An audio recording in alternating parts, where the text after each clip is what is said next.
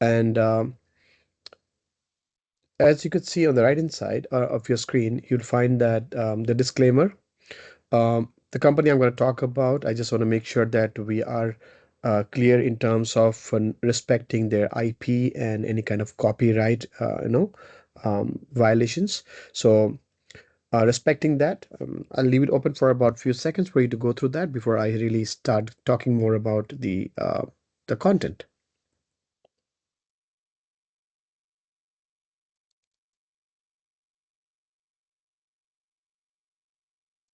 All right, like I said, the company I'm talking about is Apple Incorporation, the US based. Now, in this one, I want to generally share about what are they doing and how are they really reshaping their revenue model. Starting with their market share right now, this is as of FY financial year ending of 2024. You look at the market share of Apple, it's pretty widespread, diverse. Within Americas, both North and South, they capture about 43% of their market share of overall Apple products. 26% of them come from Europe. Greater China, they consider China to be another big economy. There's a reason why they kind of categorize them in a different segment. So roughly about 6%. Rest of Asia and Japan is at about 25%. So which is like pretty well spread if you look at it. It's a diverse.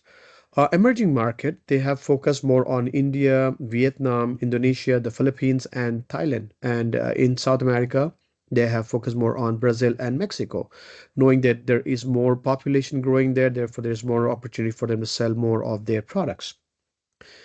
A slight shift towards the revenue model. If you look at it, 51% of the revenue comes actually from only iPhones.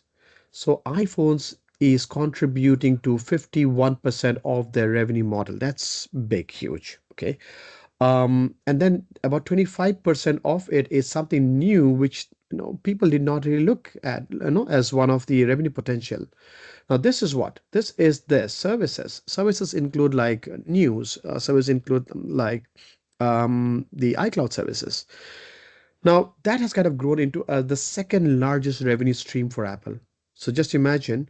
So in case of they having heavy load only on Apple as a product, iPhone as a product, they have started diversifying their product revenue stream to services as well. And the rest are like not that big, but I'm sure there is an opportunity for them to relook at how they can manage their revenue better in these.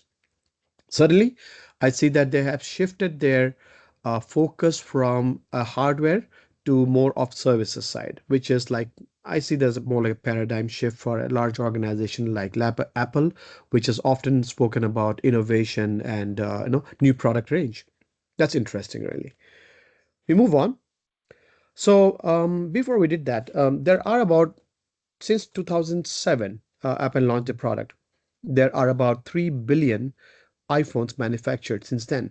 And it's not accurate 3 billion because there are more products that got dropped out because of inventory issues and a lot of other things. So assuming 3 billion as total number of iPhones manufactured, out of which Apple, like most organizations, don't support the product forever. I mean, there is a phased out approach up till certain period or up till I think Apple 12. I think they still they don't support anymore, and after that they still support them. So what happens to the rest of it? So what happens to the iPhones that are no longer supported?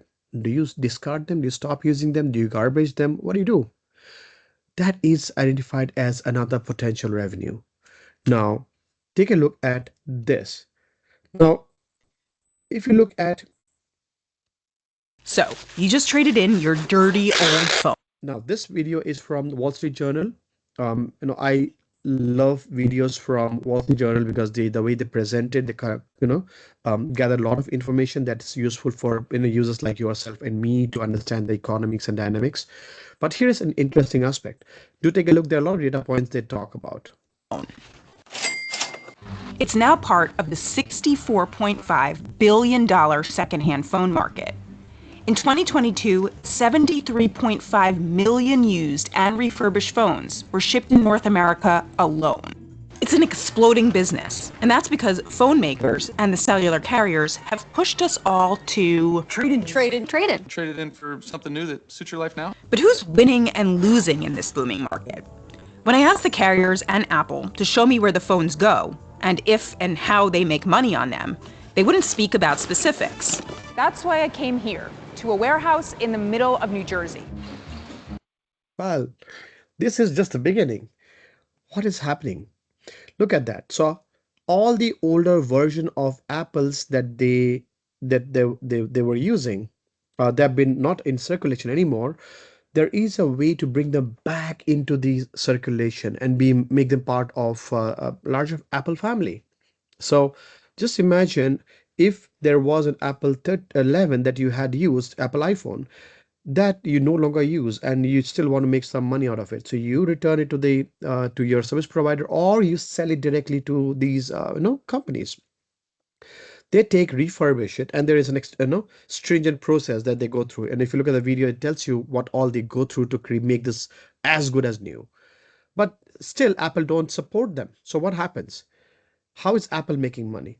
Apple continues to make money through the services that we just spoke about. The 25% share of from the previous slide that we saw, they still make money because these consumers are coming back into the family and looking at, contributing and being part of the ecosystem in some sense or the other.